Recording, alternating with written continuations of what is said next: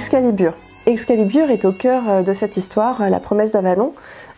Excalibur parce que c'est l'épée, un objet qui arrive entre les mains de Gwen, le protagoniste de cette histoire, une sorcière.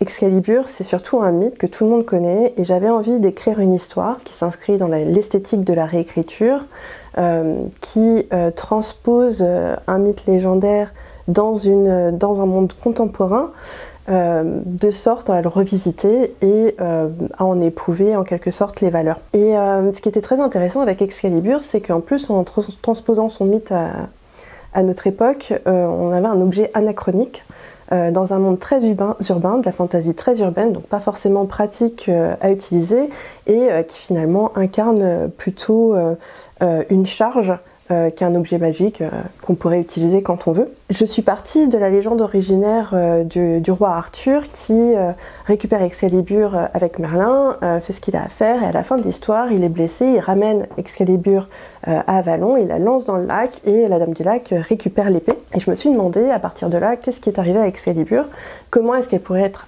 arrivée dans notre monde.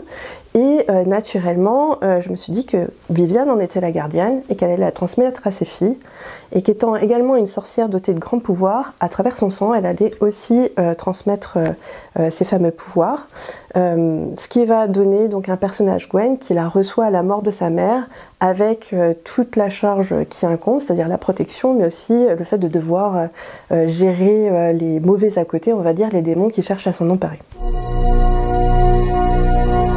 Âme. Dans cette histoire, au tout début, Gwen va mourir dans un accident de voiture et sa mère va donc sacrifier son sang, ses pouvoirs, faire appel à l'héritage de sa famille et à toutes celles qui l'ont précédée pour ramener sa fille d'entre les morts. Au passage, elle va se sacrifier, mais même en se sacrifiant, la contrepartie n'est pas suffisante. Gwen étant un ange, c'est-à-dire une jeune femme dotée d'une âme pure, forcément, pour revenir parmi les vivants, elle est accompagnée d'un démon. Tous les deux sont liés à la vie, à la mort. Ils sont obligés de faire équipe. Et le démon de protéger Gwen, qui est une toute jeune sorcière, qui vient de récupérer Excalibur et qui ne sait absolument pas comment gérer cette situation. Démon. Alors au cœur de cette histoire, il y a Excalibur, une sorcière Gwen, mais il y a surtout le démon. Le démon s'appelle Tristan.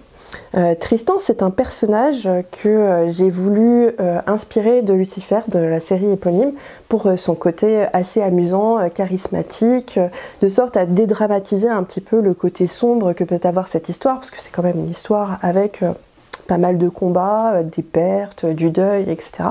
Donc il est un petit peu le pendant joyeux là-dedans, mais il reste un démon avec des côtés très noirs, car quand j'ai écrit cette histoire, j'ai écrite pour mon fils, voilà, un jeune homme de 16-17 ans à l'époque, et lui, ce qui l'intéressait le plus dans le démon, c'était sa face cachée, sa face obscure. Et Tristan a la particularité d'être un démon millénaire, et pour gommer cette espèce de choses un peu toxiques, je trouve, dans les relations avec un très grand écart d'âge, j'ai choisi pour lui que ce soit une renaissance. C'est-à-dire qu'il retrouve son premier visage.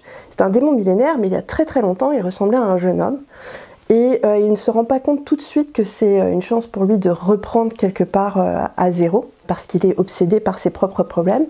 Et il doit aussi composer avec son passé très sombre, qui fait que Gwen ne lui fera jamais confiance, et qui se manifeste de différentes façons. Alors il a une forme de chat qu'il utilise pour s'introduire chez les gens et leur jouer des mauvais tours, mais il a aussi une forme démoniaque qu'il tient secrète, et qui le pousse à avoir un appétit véritablement dévastateur. Sorcière.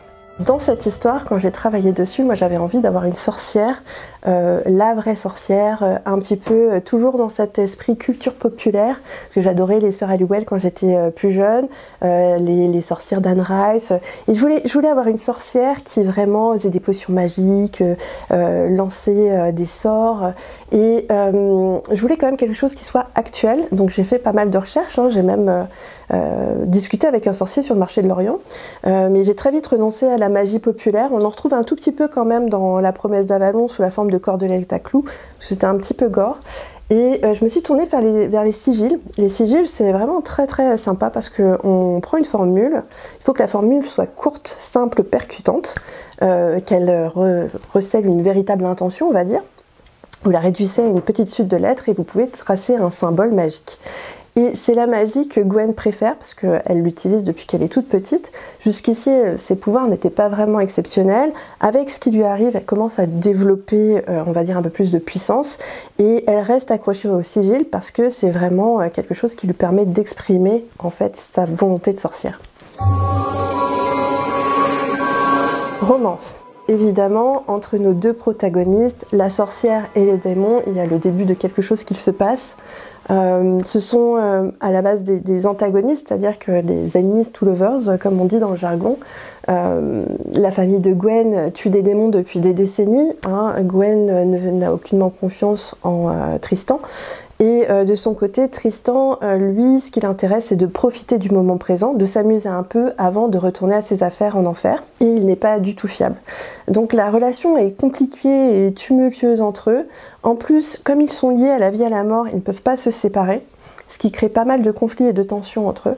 Cependant, au fur et à mesure de l'histoire, à force de découvrir des choses et de s'entraider, peut-être qu'il va se passer quelque chose d'un peu plus grand et peut-être même d'un peu plus fort qu'une romance.